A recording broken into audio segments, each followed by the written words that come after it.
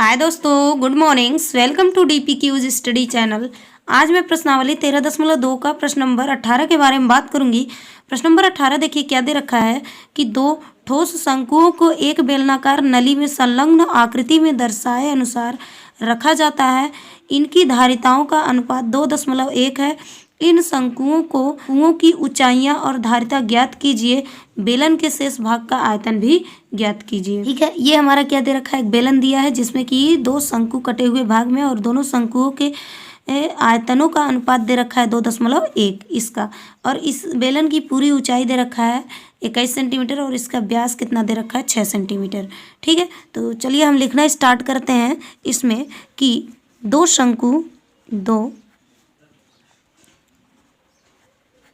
शंकु की त्रिज्याएं बराबर कितना हो जाएगा, ये व्यास है तो 6/2 कर देंगे, इसको काटेंगे तो हमारा आ जाएगा 3 सेंटीमीटर। 3 सेंटीमीटर आ जाएगा। शंकु की त्रिज्याएं बराबर क्या हो जाएगा हमारा 3 सेंटीमीटर आएगा। अब शंकु की ऊंचाई बराबर लिखते हैं, शंकु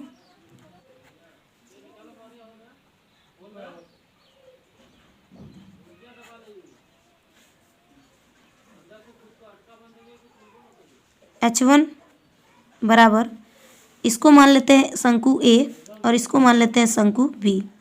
इसको शंकु ए और इसको शंकु बी मान लेते हैं। ठीक है, ए की ऊंचाई या फिर हम यहाँ लिख देते हैं ए शंकु की ऊंचाई H1 बराबर, H1 मान लेते हैं H1।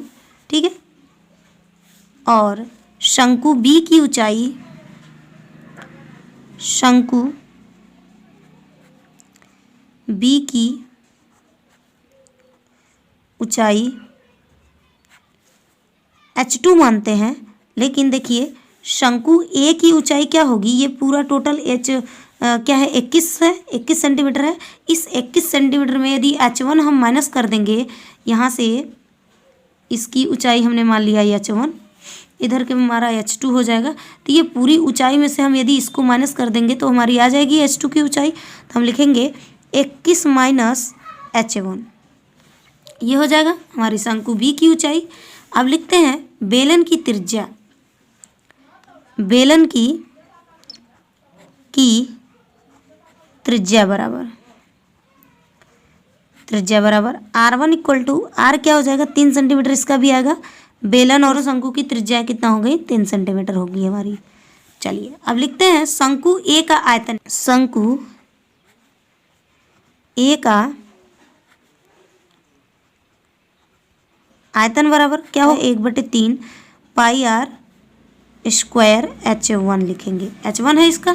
ठीक है, मान रखते हैं यहाँ पे क्या हो जाएगा 1/3, ये हो जाएगा पाई। R का मान क्या दे रखा है 3 सेंटीमीटर, 3 × 3 लिखेंगे, H1 रहने देंगे। ठीक है, इससे 3 से 3 कैंसिल कर देंगे तो क्या आ जाएगा हमारा 3H1 पाई हो जाएगा। ठीक है, लेकिन अभी इसमें बोला है कि धारिता का अनुपात 2 और 1 है, यानी इसकी अनुपात हमारे इसके आयतन की अनुपात क्या है 2 है। 2V मान लेते हैं, इसको मान लेते हैं V।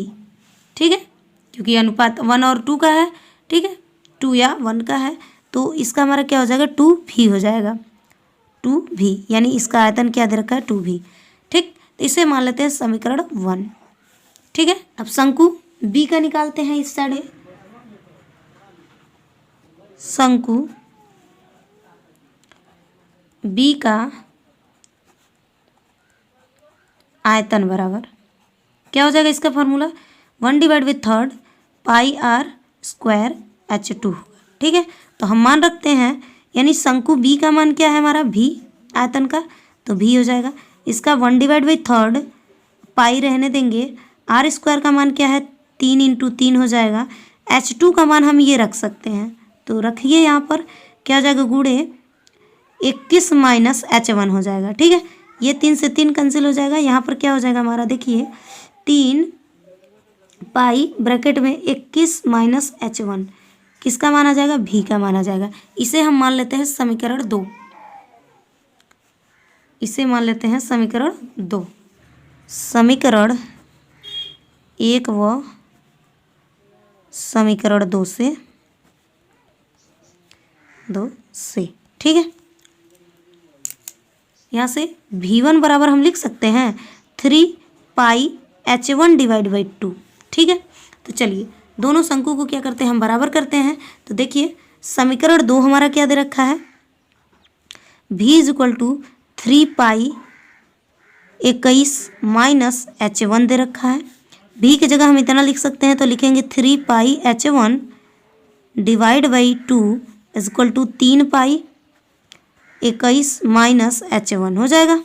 यहाँ 3π से कैंसिल हो जाएगा, इसको हम इधर गुणा करेंगे तो ये हो जाएगा h1 = इधर इसमें हम गुणा करेंगे तो 2 ब्रैकेट में हो जाएगा 21 - h1 हो जाएगा। ठीक है, इसका हम गुणा कर लेंगे तो h1 = हो जाएगा 21 दूना 42 -2h1 हो जाएगा। इसको इधर लाएंगे इस साइड तो हमारा क्या हो जाएगा कि h1 + 2h1 = 42।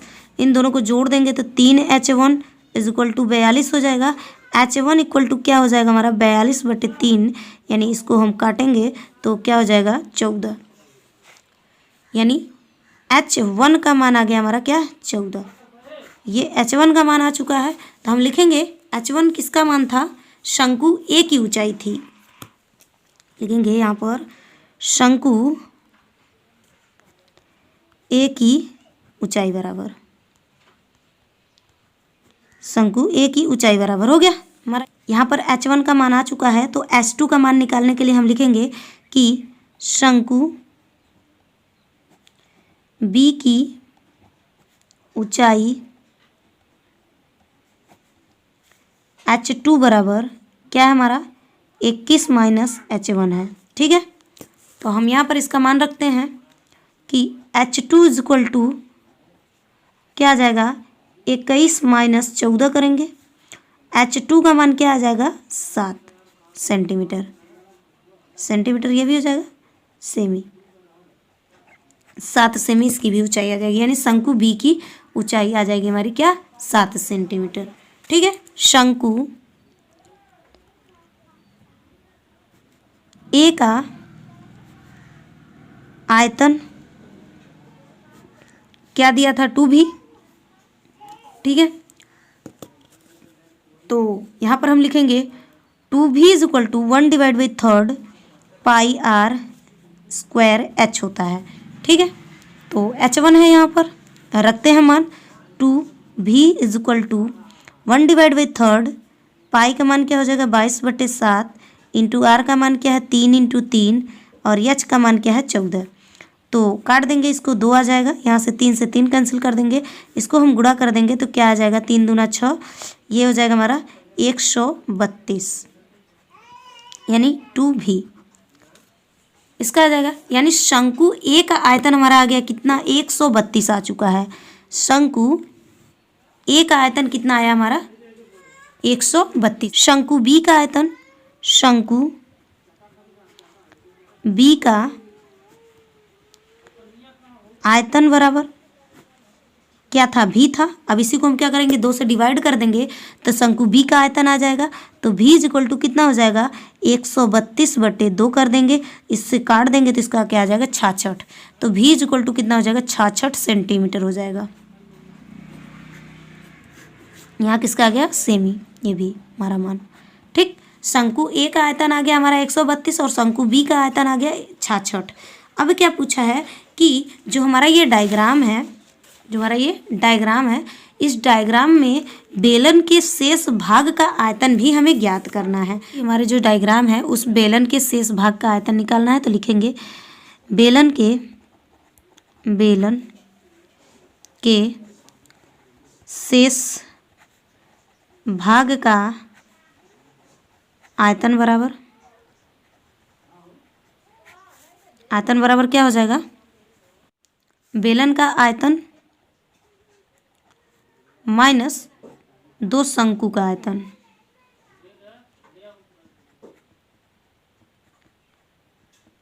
हो जाएगा यहाँ से का आयतन माइनस 2 शंकु का आयतन। तो बेलन का आयतन हमारा देखिए कितना आ जाएगा। देखते हैं बेलन का आयतन क्या होता है πr² होता है, πr² माइनस शंकु का आयतन क्या हो जाएगा हमारा कि शंकु ए का प्लस शंकु बी का आयतन निकालेंगे हम।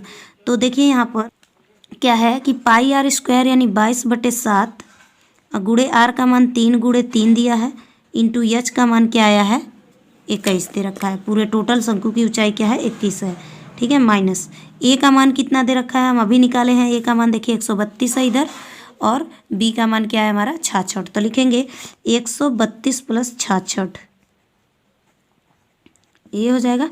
अब इसको देखिए काट देंगे, 7 त्रिका 21। अब इसका गुणा कर देंगे तो क्या हो जाएगा हमारा, देखिए यहाँ पे 22 गुणे 27 और माइनस इसको हम जोड़ेंगे तो 8 9 1 इतना आ जाएगा। इसका हम इसमें गुणा कर देंगे तो 594 और माइनस 198।